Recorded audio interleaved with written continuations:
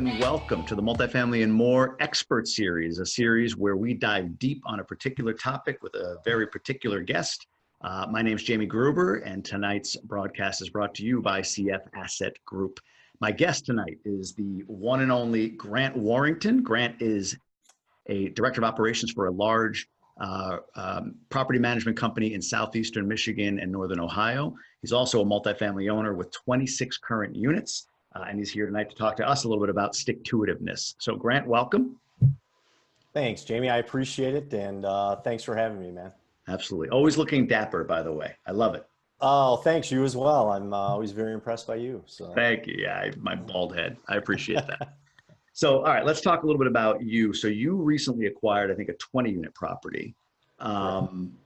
And, you know, on the surface, it's like, all right, hey, so hey, this guy bought 20 units. Look at that. How cool. He's rolling. Everything's kind of going great, right? But there was some energy and time and, you know, I wonder how much time was invested and what's that story to acquire this 20-unit property? Well, you know, it's a long story. I can touch on a little bit here for you. We like to say that we were patiently hungry throughout this whole process, and that's kind of how we invest. You know, stick with the deal is really what this is really all about. You know, in 2016, I was in one of our single family houses and we got turned on it was actually an inspector that told me. I asked him, hey, do you know anybody in multifamily? He said, yeah, I know this lady and she owns a lot of multi, you know, give her a call. And I did. And it turned out she turned me on then to the owner of this 20 unit that we just bought. And that was around 2016, 2017. We actually, you know, met with him, talked with him, the owner, and we just couldn't come to terms. You know, there was a lot of deferred maintenance. You could really tell. So we just couldn't come to terms. So what we did was we walked away from it. And we just said, you know what, this isn't for us. And we walked away from it. And what happened was a year later, Monica Warrington, who's my wife, she's 50% in this, you know, in this business. And we had a discussion and we said, you know what, if it's not this building, what is it? I mean, where's that perfect deal out there? So we kind of revisited this and thought, well, you know what? I think it's got some legs here. We knew it had something, but with all that deferred maintenance, we were a little scared. I'll be honest with you. So we revisited it a year later, came back to him in 2018 then, and we said, hey, you know what? Let's start negotiations again. So we did, and we actually came to terms. We got to send him an LOI, and the thing we did eventually, we're going to put a syndication together. And what we did was we entered this and did this with that thought in mind that we're going to do this the same way we would if there were other investors involved. So we got you know, it was just, we bought it on a land contract. So we didn't have to be as formal as we were, but we got a LOI, you know, we got that typed up, we got that signed. That took them a month to get back to us. Then the purchase and sale agreement, we got that signed. That took another month to get back to us. You know, and the funny thing is we did all this in his liquor store, all the negotiations. He owned the liquor store, and that's where we did all the negotiations. So it was really pretty interesting with customers coming in, and you know, he didn't want everybody knowing he was selling it because a lot of people knew him in the area, and it was quite a little ordeal there, but we enjoyed it. And we're still friends with him to this day. But you know, what had happened was we got the purchase and sale agreement. And come to find out, he owed back taxes, and he had about 3 days to pay those $50,000 in back taxes, or he was losing the property. It had already gone to Wayne County, the county here in Michigan, and he had 3 days left. My wife, luckily, Monica, contacted him and said, look, this is it. It's over for all of us. And luckily he paid him. So we're moving forward again. All right, we're back in this deal. This is great. We're in multifamily now. This is fantastic. You know, that's what we thought. Well, then there was another problem. There was a lien on the property, which isn't a huge deal, except that the bank that had the lien went out of business in 2011. So we can't get a release of lien, so we got to take it to court. So that took 2 months for his attorney even to get it in the court system. For some reason, we still don't know why. It took 6 months in the court system. Finally gets to court, and my wife goes to court just so we can, I mean, this is taking a long time, and we want to be the first to know because we're not getting really any information. We're pushing him to get information from his lawyer, but it's not our lawyer, so they don't need to talk to us. So she went to court, and she called me and said, the lawyer is not in court. And this is the day that they're going to sign off on it and release it, and everything was great. He wasn't there. So I'm just sitting there going, I don't know what to do now. I have no idea. So she walked out, she talked to the clerk. The clerk said, you know what, just hang on, go back in. He's going to call it again. The judge will call the court case again. So she goes back in, sits down, and just then the judge calls it again, but to the lobby were open at this point. And turns out the lawyer was in the lobby the whole time. So he was there, he was in the lobby. So he actually heard the case number and came running in, and that was it. So they released the lien, we were good to go. But I mean, wow. it was pretty touch and go there. So that was a fantastic phone call. She actually rode down in the elevator with the lawyer, and I give her a lot of credit. She, didn't say anything. She's very professional, and that's what I love about her. There you go. So then we got that, and I think it was 20 some days later we had to wait, and we closed. And actually at the close, this was a 9-month process. So I mean, that's kind of what I want people to see is this isn't just read a book and decide to buy a multi and you're going to buy it. You really got to stick with the deal, stick with the process. If you know you got something good there, sometimes these things happen and they take time. And we got to the closing table, and he was 3 signatures away from us being done. And he stopped and put the pen down, and he said, well, wait a minute. The price doesn't sound right. And I thought, oh my gosh, I can't believe this. So he sat back and he's like, I thought it was 650,000, not 625. And we said, listen, you were supposed to fix the roof. The roof cost 30,000. And you told us, you know what, I'm not going to do it. And we said, well, then we need to take that off the price. And he said, all right. And he agreed to take 25 off. We agreed. That's fine. 25 is fine. And so that's how it got down to 625. And he said, you know what, you're right. I'm sorry. It's been a 9-month process. So you're right. And he signed, and that was it. We owned it. So, wow. That we really stuck through the whole process there. And, that's not the end of the story. Because like I said, there was a lot of deferred maintenance. We were told there was 2 vacancies. Turns out there were 5. So that's not something we, through that 9-month process, a lot had changed on the property. So, so we ended up with 5 vacancies. And, after we left closing, I actually called a broker and let him know, hey, we're on our way to a new building. Might be selling this one day if you're interested in having a conversation. And that's kind of what I do, just kind of what I did to just, let people know that, all right, hey, we're in the game now. You know what I mean? We got the building, we're in the game. And it's really worked out. That's amazing. So I'm counting, I think 5, maybe 6 times that this thing could have or maybe should have blown up on you, right? I mean, this was not easy. And actually, it reminds me. So the last deal we closed on, my partner and I came in at the end, but our partners that found the deal and brought it to us, similar to you, they were working with this guy for a year. It wasn't 3 years. That's insane.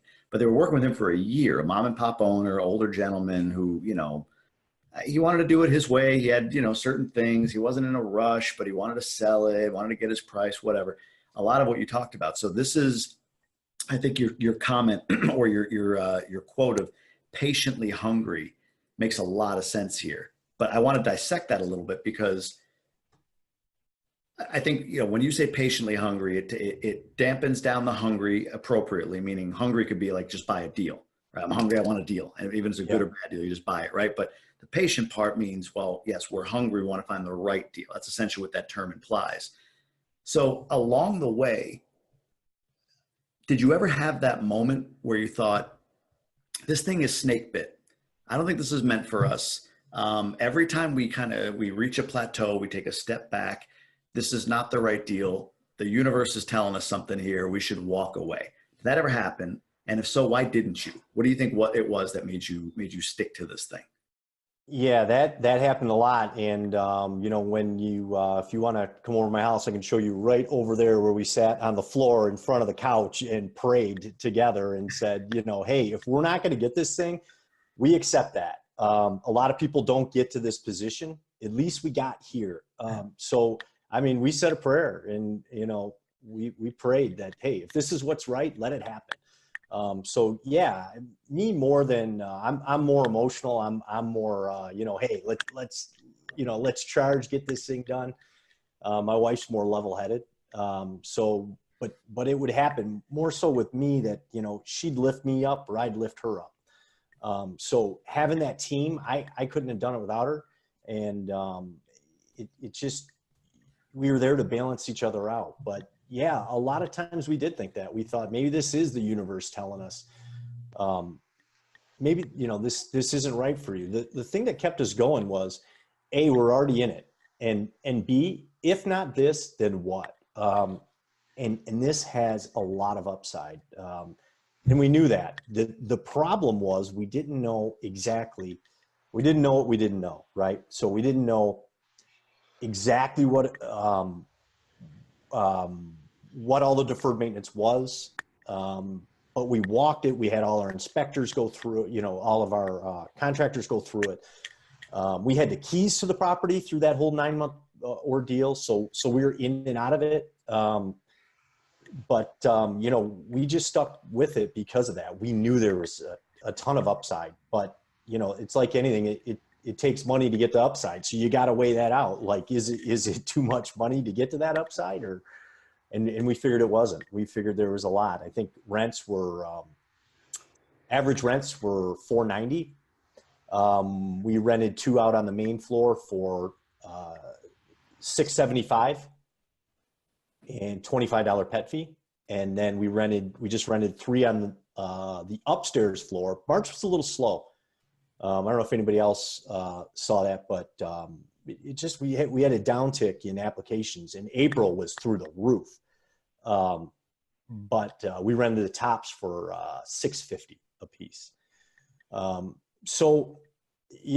a lot of upside. So we were real happy with it, and that was one of the reasons that just kept us chugging along. Like, hey. So yeah, that's what I'm hearing. I'm hearing 3 things culminating with a phrase I think that you coined tonight. So first is, the reason to stick with this deal is the numbers work, right?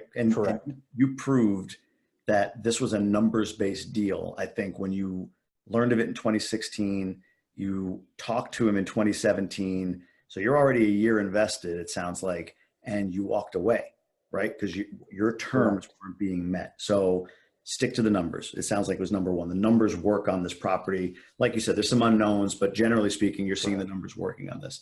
The second thing, and I think it's so important that you brought up, and I know it's your wife, but it doesn't matter, is the concept of partnership, right? You have somebody that has a balanced skill set against yours, or not opposing skill sets, but complementary, I guess, complementary skill sets, right? Yes. You're kind of emotional. I just want to do this, rah, rah, let's go. And she's more pragmatic, practical, let's think of this the right way.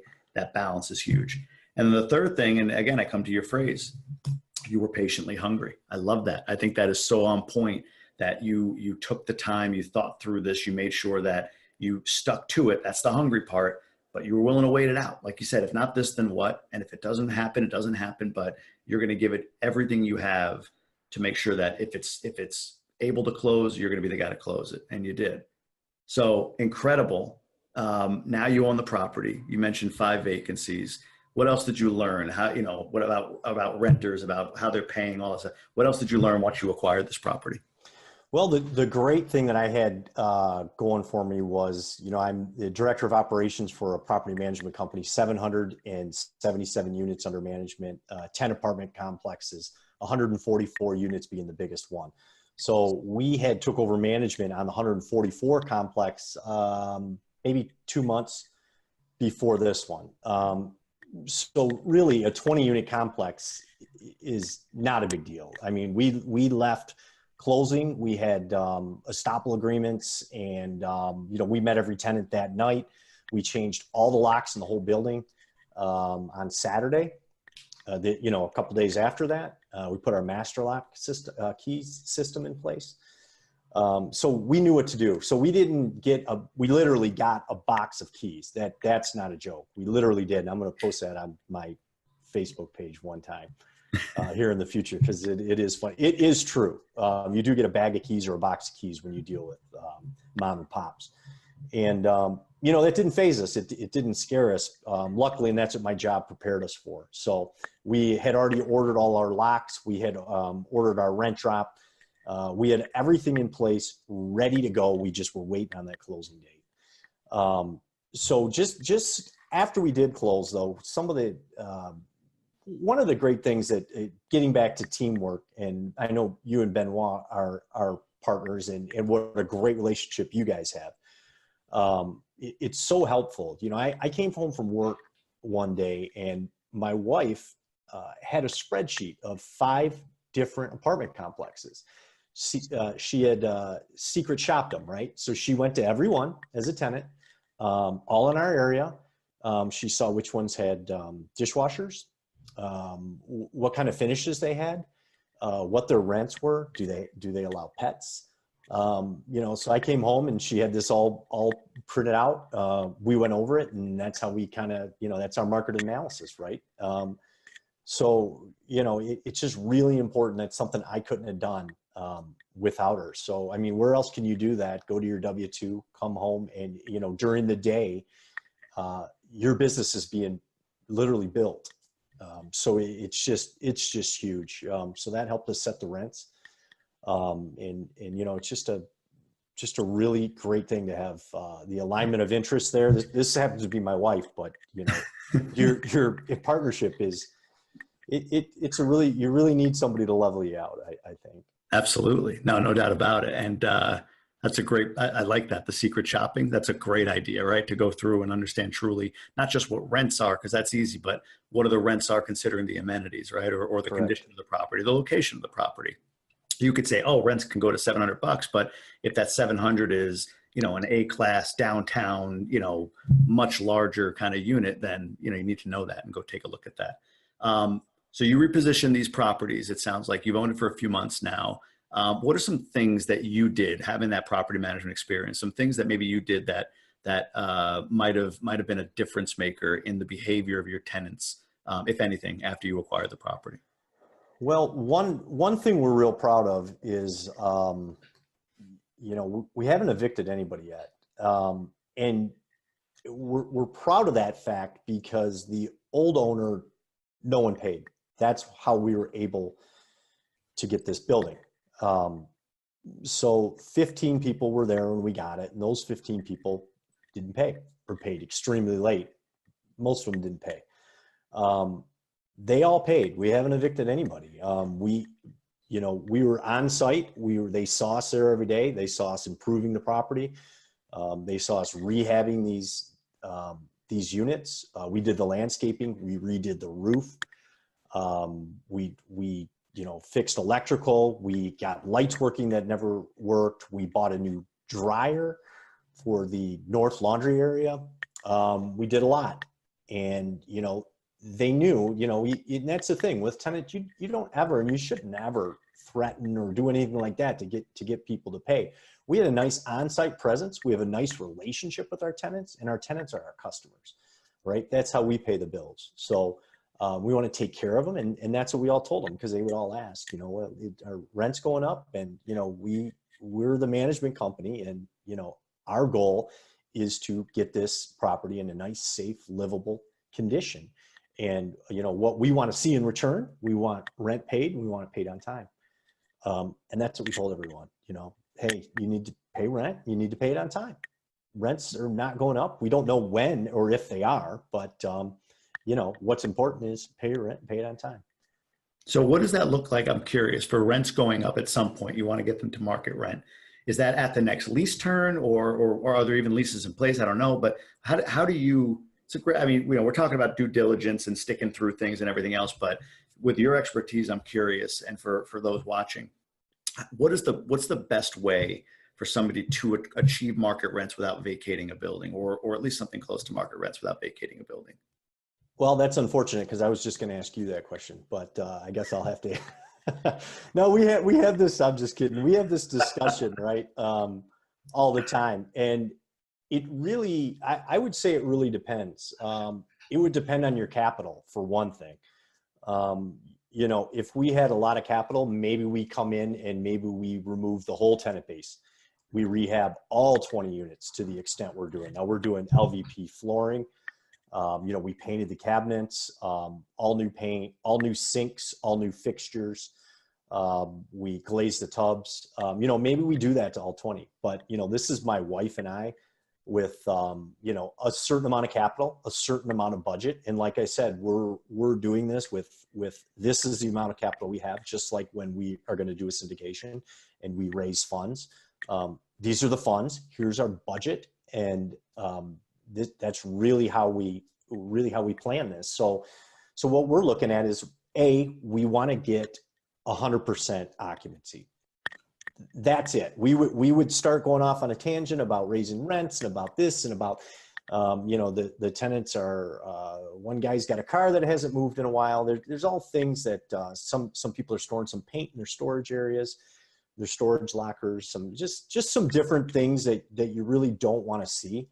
And we're not going to, but you know, we didn't want to come in there and start people to think we were pushing anyone around or anything. These people have lived there a long time, and we wanted to gradually, you know, let people see that this is how the building operates now. So goal number one. Sorry, I got off on a tangent there. No, goal number one when we start talking about raising rents. 100% occupancy.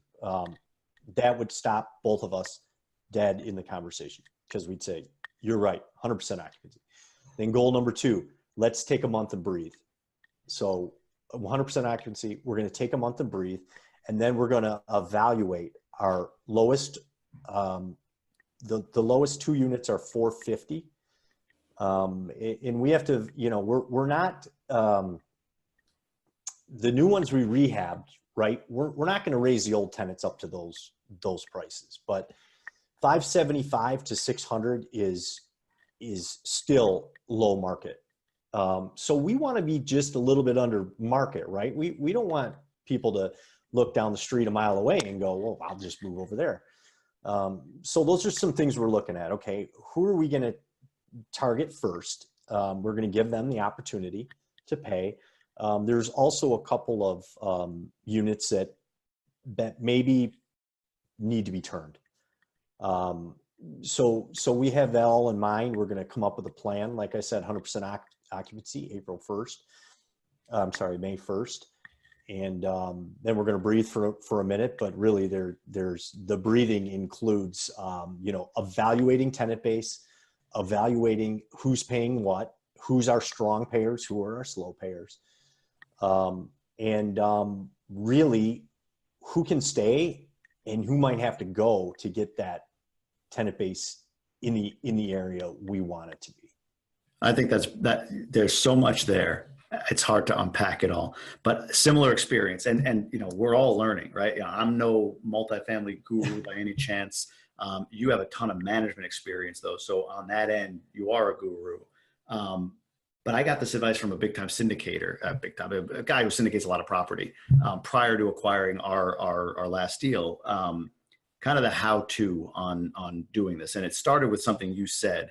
Our tenants are our customers, right? Making sure that you're treating them like people. For sure. I'm learning that there are really 3 steps to it, and you covered them all.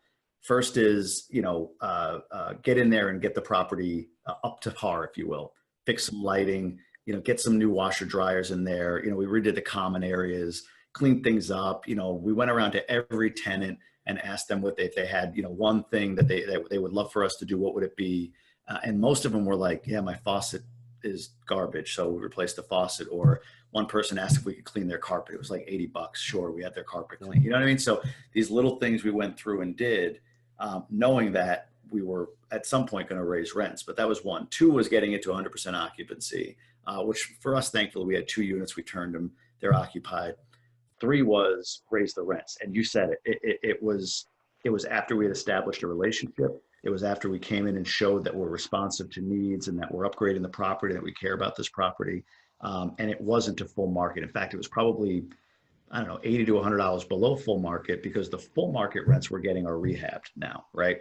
Mm-hmm. These properties their units are not rehabbed. So they went up, some of them $100, $120 in some cases, an increase in rent. And you know what? We lost one guy who actually had a very small increase. He had like a $30 increase, but he left, I think because we told him he can't smoke anymore. But he left. Yeah. And so we have one more vacancy, but the rest of the building is stabilized. And as you said, going through those steps, and I think anybody you see, the Jake and Gino guys, the Michael Blancs, any of these guys who talk to you about how to reposition, they go through exactly what you just said. Go in there and see, and get the place up to snuff, get it to 100% occupancy, breathe, and then go in and talk about rents. And then for us, we had an additional challenge of leases were not in place at all. So we staggered the leases just on literally like a 3 month, 6 month, 9 month, 12 month, 3 months, 6 month, 9 month, 12. We went around the building so that when 3 months comes up, we'll then sign a 12 month. So we're staggering the end dates of all these leases. So those are the learnings I've had so far, and there's more to come. But I think you covered it perfectly. So I appreciate that. Yeah. The other thing you had mentioned, Jake and Gino, and I got to tell you, I listen to their podcasts every day. So I got to plug them. I know you're good friends of both of them there. And, I really do. I get a lot of value out of that. I'd also want to recommend too, the Best Ever Apartment Syndication book by Joe Fairless and Theo Hicks, man. If anybody's getting into this, that book is, those two things right there, I think are just invaluable, the podcast and the book. So if that helps anybody. I'm in that book right now, actually. So no, I agree with you completely. So Grant, this is great stuff. I think you've given a ton of information to people tonight, between sticking to the deal, how to leverage partnerships in doing so, how it's the right thing to do, being patiently hungry. I love that term. That's your future book, patiently hungry. And then on the reposition side, like, you didn't stop. It wasn't like, finally 3 years, we got this property. Whew, take a breath. No, you executed your reposition strategy and stuck to it through all of those steps. Brilliant stuff. How do people learn more about you, reach out to you, whatever it may be? What information are you willing to provide to folks to reach out and learn more about you? Well, people can, I'm on Facebook, Grant Warrington. You can friend request me on there. You can go to bluerockcapital.net. That's our website. You can learn some more about us there and what we do. You can also email me at grant@bluerockcapital.net. I answer all emails, and I always let people know, if you're in the area, you're interested in multifamily, whether you're interested in buying it, whether you want to see the finishes we did, how do we pick our LVP, what kind of colors we used on the walls. Those are all things that took us a lot of time, and to figure out. So I always say people can come by, reach out to me. I'll bring you by the building. We've had a lot of investors, a lot of people that now want to invest with us come to the building. How else can you show someone, hey, this is how we do business. This is the product we put out. This is our tenant base. And that's kind of what we were offering. And a lot of people take us up on that. And they came to the building and saw that, wow, we really think we'd, might want to get in business with you. So that's worked out well for us. Now we're at 100% occupancy. We have a few days left, before May, but still, if anybody could get in before that, I could walk them through a vacant, or just through some common areas and have a discussion. Any way I can add value, that's kind of what I'm trying to do. 26 units, there's not a ton of value I can add, but I'm trying any way I can, reach out to people, answer any kind of questions. I don't know anything by any means, but if you think there might be something I can help you with, then I would, I'd be willing to help. Yeah. Yeah. Modesty is apparently one of Grant's traits. So the dude networks the heck out of this world. So getting into his world is a benefit to anybody. He does add a ton of value. You'll hear him soon on some big podcasts nationally that will come out. So this guy is moving. I don't care if he has only, as he puts it, 26 units. Like you said, when you compare it to 144, it may seem like not many, but it's still a lot. You're managing a lot. You're adding a ton of value in this community. So I want to thank you. This was great. This was incredible information. I've already got my wheels turning on how to publish this and everything. There's so much here, but thank you again. And yeah, I appreciate all the content. Yeah, and thank you, Jamie. I really appreciate everything you're doing as well, man. You add a ton of value, and I'm just happy to be a small part of it right here. So thank you. No, I appreciate that. All right, man. Well, thank you. Thanks, everyone. And hope you all have a great day.